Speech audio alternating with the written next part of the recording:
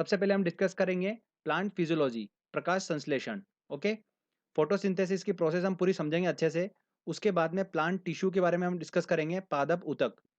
Then फिर हम discuss करेंगे प्लांट हार्मोन्स, पादप हार्मोन के बारे में आपको बताऊंगा। और लास्ट में हम डिस्कस करेंगे प्लांट डिजीज के बारे में, पादप रोग। तो ये हम सारे टॉपिक्स जो है अच्छे से इस वीडियो में कवर करेंगे।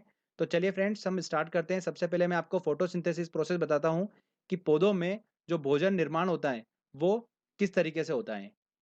तो फ्रेंड, जैसा कि आप डायग्राम देख पा रहे होंगे, पौधे के हरे भाग जो होते हैं वो क्या करते हैं, सोलर एनर्जी को ग्रहण करते हैं। जो सूर्य का प्रकाश होता है उसको ग्रहण करते हैं और वायुमंडल से कार्बन डाइऑक्साइड और भूमिगत जल का यूज कर कर कार्बोहाइड्रेट का निर्माण करते हैं, मतलब भोजन का निर्माण करते हैं। ओके, इस प्रोसेस में ऑक्सीजन जो होती है O2, वो बाय प्रोडक्ट के रूप में निष्कासित होती है।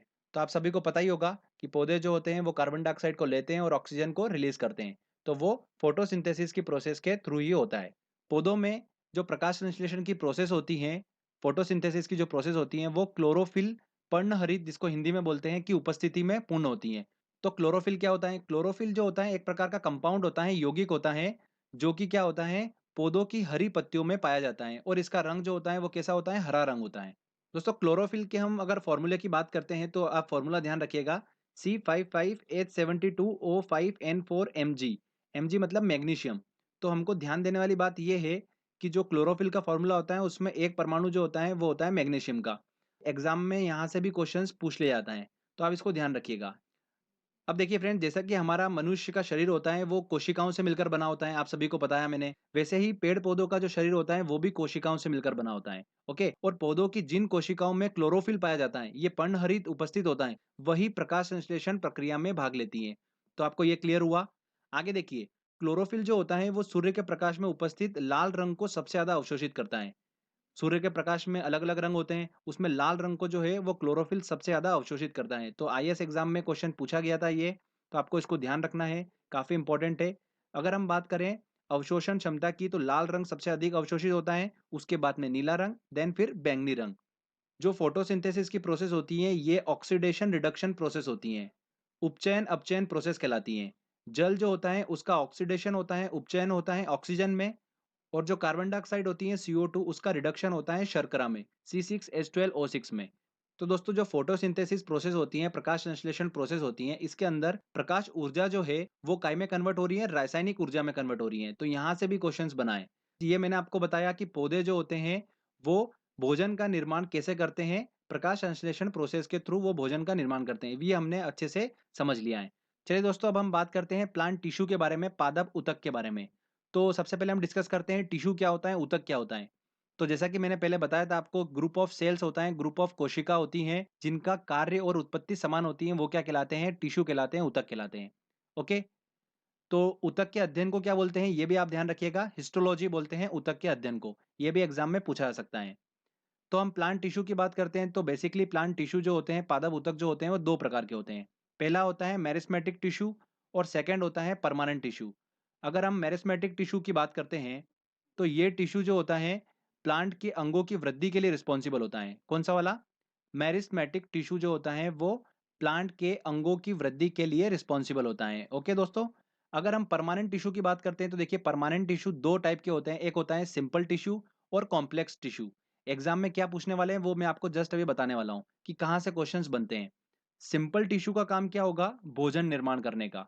कॉम्प्लेक्स टिश्यू का काम क्या होता है? जो भोजन निर्माण हो गया है उसको प्लांट के अलग अलग अंगों तक भेजने का काम होता है।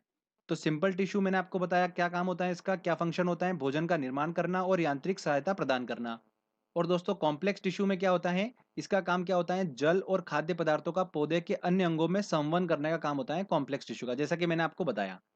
अब जो कॉम्प्लेक्स टिश्यू होते हैं वो दो टाइप के होते हैं, एक का काम होता है जल का संवहन करना और एक का काम होता है खाद्य पदार्थों का संवहन करना। और यहाँ से क्वेश्चंस निकल कर आता है एग्जाम में, और दोनों काफी कंफ्यूज करते हैं, तो मैं आपको ट्रिक के माध्यम से याद कराऊंगा। तो कॉम्प्लेक्स टिश्यू जो है वो दो टाइप के होते हैं, मैं बताता हूँ आपको। सबसे पहले जाइलम और एक होता है फ्लोएम। तो दोनों को हम चलिए अच्छे से डिस्कस करते हैं। जाइलम की बात करते हैं तो यह ऊतक पौधों के जड़, तना और पत्तियों में पाया जाता है। और इसके कार्य की बात करते हैं, इसका काम क्या होता है, या तो इसका काम होगा देखो कि जल का संवहन करेगा या तो पोषक पदार्थ का संवहन करेगा। तो कौन सा करेगा, यही हमको कंफ्यूजन होता है। तो मैं आपको ट्रिक बता रहा हूँ, ध्यान से देखिएगा। जाइलम आपके सामने लिखा हुआ है, अब देखिए इसी वर्ड में छुपा हुआ है जल। कैसे? देखिए जा जो है वो ज बना और ल से हमको ल मिल गया, मतलब जल। जल वर्ड जो है वो जाइलम में छुपा हुआ है। अगर आप फ्लोएम देखेंगे तो फ्लोएम में आपको जल वर्ड नहीं मिलेगा कहीं भी। तो आप इस तरीके से इजीली याद रख सकते हैं कि जाइलम में जल वर्ड छुपा हुआ है, तो मतलब जल का संवहन करने का काम कौन करता है? जाइलम ऊतक करता है।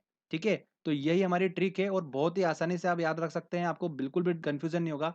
तो पौधों में जल एवं खनिज का संवहन कौन करता है? जाइलम ऊतक करता है। ध्यान रखिएगा, प्रकाश संश्लेषण की जो प्रोसेस मैंने आपको बताई थी, उसमें आपको बताया था मैंने कि जो भूमिगत जल का यूज करते हैं भोजन निर्माण में, तो भूमिगत जल जो होता है वो पौधों की पत्तियों तक कैसे पहुंचता है? इस जाइलम ऊतक के द्वारा ही पहुंचता है। ओके। एक और इंपॉर्टेंट पॉइंट ध्यान रखिएगा, एसएससी में पूछा गया था कि अगर किसी पौधे की आयु पता करनी है, किसी वृक्ष की आयु पता करनी है, तो किस तरीके से की जाती है? जाइलम ऊतक के वार्षिक वलय एनुअल रिंग्स को गिनकर की जाती है। ठीक है, तो ये आपको जस्ट ध्यान रखना है। तो सेकंड हम बात करते हैं फ्लोएम की। देखिए फ्रेंड्स, अभी हम डिस्कस कर चुके हैं जाइलम का। जाइलम का काम क्या होता है? जल का संवहन करना। फ्लोएम का काम क्या होगा? पोषक पदार्थ का संवहन करना। सिंपल सी बात है, आपका जो कंफ्यूजन था वो ट्रिक के माध्यम से दूर हो ही चुका है। तो फ्लोएम जो होता है ये पौधों के जड़, तना, पत्तियों में पाया जाता है और पत्तियों ने जो भोजन बनाया है उसे पौधों के अन्य भागों तक पहुंचाने का काम किसका होता है? फ्लोएम ऊतक का होता है। आई होप दोस्तों आपको ये क्लियर हो गया होगा। तो फ्लोएम जो है वो पोषक वाहक का काम करता है और पौधों को यांत्रिक सहायता प्रदान करने का काम करता है फ्लोएम। तो जाइलम और फ्लोएम से क्वेश्चंस बहुत बने हैं, आप इसको ध्यान रखिएगा, यहीं से क्वेश्चंस निकल कर आता है। ठीक है, चलिए अगला टॉपिक आता है हमारा प्लांट हार्मोन। तो इसको भी डिस्कस कर लेते हैं अच्छे से। पादप हार्मोन जो होते हैं ये पौधों के विभिन्न अंगों में पहुंच जाते हैं और उनकी वृद्धि को नियंत्रित करते हैं। तो बेसिकली प्लांट हार्मोन का काम क्या होता है? पौधों की वृद्धि को नियंत्रण करना। तो देखिए, जैसा कि आपको डायग्राम में दिख रहा होगा, पौधों में अलग अलग टाइप के हार्मोन्स होते हैं, तो सभी को हम डिस्कस कर लेते हैं। एग्जाम में कोई सा भी पूछा जा सकता है। तो सबसे पहले हम बात करते हैं ऑक्सिन की। ये तने की वृद्धि में सहायता करता है और जड़ वृद्धि को क्या करता है? नियंत्रित करता है। मतलब तने में जिस और अधिक मात्रा में ऑक्सिन होगा उस और वृद्धि जो होगी वो अधिक होगी, और जड़ में अगर ऑक्सिन अधिक होगा तो उसकी वृद्धि को क्या करता है? वो रोकता है। तो ऑक्सिन का देखिए यहाँ पर डबल नेचर चलता है, इसको आप ध्यान रखिएगा। सेकेंड हार्मोन की बात करते हैं हम, वो है जिब्रेलिन। तो यह भी तने की वृद्धि के लिए सहायता करता है और बोने पौधों को लंबा करने का काम किसका होता है? जिब्रेलिन हार्मोन का होता है। थर्ड आता है हमारा साइटोकाइनिन। तो यहाँ से देखिए क्वेश्चंस बहुत बने हैं साइटोकाइनिन से। तो साइटोकाइनिन की बात करते हैं तो कोशिका विभाजन के लिए रिस्पॉन्सिबल होता है कौन? साइटोकाइनिन। देखिए चौथे नंबर का आता है हमारा एथिलीन। एथिलीन का काम क्या होता है? ये एकमात्र ऐसा हार्मोन है जो गैसीय अवस्था में होता है और फलों को पकाने में सहायक होता है। तो केमिस्ट्री वाले वीडियो में हमने डिस्कस करा था एथिलीन, आप सभी को याद भी होगा। फलों को पकाने में यूज करते हैं इसको। लास्ट में आता है दोस्तों फ्लोरिजेंस। फ्लोरिजेंस जो हार्मोन होता है इसको फूल खिलाने वाला हार्मोन भी बोलते हैं, जो कि फूलों को खिलने में मदद करता है ये हार्मोन फ्लोरिजेंस। प्लांट हार्मोन की बात करते हैं तो आपको ध्यान रखना है ऑक्सिन, जिब्रेलिन, साइटोकाइनिन, एथिलीन और फ्लोरिजेंस। तो ये 5 बहुत इंपॉर्टेंट है। बस आपको इनके नाम भी अगर आप याद रख लेंगे तो भी आपका एग्जाम में काम हो जाएगा। तो चलिए अब हम बात करते हैं प्लांट डिसीज के बारे में, पादप रोग के बारे में। यहाँ से भी एग्जाम में काफ़ी क्वेश्चंस पूछते हैं। तो मैंने कुछ सिलेक्टेड डिसीज निकाली है जो बहुत इंपॉर्टेंट है आपके एग्जाम के हिसाब से, तो आप उसको ध्यान रखिएगा। देखिए सबसे पहले हम बात कर लेते हैं कि पादप रोग जो होता है उसका सबसे बड़ा कारण क्या होता है? उसका सबसे बड़ा कारण होता है फफूंद, कवक। जो फंगी होता है उसका सबसे बड़ा कारण होता है। पहले रोग की बात करते हैं हम, तो वो है टिक्का रोग। टिक्का रोग जो है वो किससे संबंधित है? ऐसा एग्जाम में पूछते हैं, तो आपको ध्यान रखना है मूंगफली से संबंधित है। जो मूंगफली का पौधा होता है उसकी पत्तियों पर काले काले डॉट डॉट यहाँ पर निशान देखने को मिलते हैं टिक्का रोग में। सेकंड आता है हमारा खेरा रोग। खेरा रोग जो है ये किससे संबंधित है? धान से संबंधित है, राई से संबंधित है। तो धान का एक प्रमुख रोग है ये खेरा रोग, जो जस्ते की कमी के कारण होता है। जिंक की कमी के कारण कौन सा रोग होता है? धान में खेरा रोग हो जाता है। थर्ड नंबर पे दोस्तों आता है हमारा ब्लैक हार्ट रोग। ब्लैक हार्ट रोग जो है ये आलू में होता है। जब आलू का भंडारण करते हैं तो जब उसमें ऑक्सीजन की कमी हो जाती है तब आलू में कौन सा रोग हो जाता है? ब्लैक हार्ट रोग हो जाता है। ब्लैक ब्लैक निशान उसमें आने लगते हैं, जैसा कि आपको डायग्राम में दिख रहा होगा। फोर्थ नंबर का आता है हमारा मार्श रोग। मार्श रोग जो है ये मटर में होने वाला रोग है, जो कि मैग्नीज की कमी के कारण होता है। किसकी कमी के कारण होता है? मैग्नीज की। तो ध्यान रखिएगा, मार्श रोग जो है वो संबंधित है मटर में होने वाला रोग। अगला बात करते हैं हम व्हाइट बर्ड रोग की। ये भी बहुत इंपॉर्टेंट है, यहाँ से भी एग्जाम में क्वेश्चन देखा गया है। व्हाइट बर्ड रोग जो होता है ये मक्का में होने वाला रोग है, जो कि जिंक की कमी के कारण होता है। किसकी कमी के कारण होता है? जिंक की कमी के कारण। जिंक की कमी से मक्का में सफेद कली बनती है, जिस वजह से इसे क्या बोलते हैं? सफेद कली नामक रोग भी बोलते हैं, व्हाइट बर्ड रोग। अगला आता है दोस्तों हमारा येलो वेन मोजेक रोग। तो येलो वेन मोजेक रोग जो है ये 2016 में यूपीपीसीएस में क्वेश्चन पूछा गया, मतलब पिछले साल का क्वेश्चन है ये, तो काफी इंपॉर्टेंट है, ध्यान रखिएगा। भिंडी की मुख्य समस्या है ये रोग, और ये विषाणुजन्य रोग है। सफेद मक्खी जो होती हैं वो इस विषाणु का वाहक होती हैं। तो ये ध्यान रखना है, येलो वेन मोजेक रोग जो है ये भिंडी की प्रमुख समस्या है। चलिए अगला आता है दोस्तों हमारा ब्लैक रस्ट रोग और व्हाइट रस्ट रोग।